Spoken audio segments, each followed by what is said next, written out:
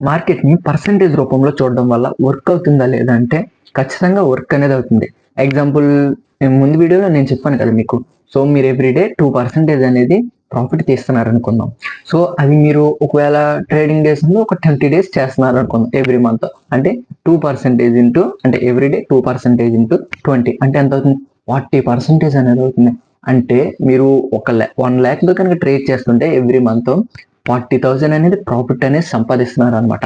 So, ఇక్కడ ఒకవేళ ఇదే 40%ని 12 మంత్స్ గనక కంపేర్ చేసుకున్నట్లయితే ఇంకెంత అవుద్ది? 800, 900% అనేది ఆఫ్టరల్‌గా అనేది అయిపోద్దనమాట.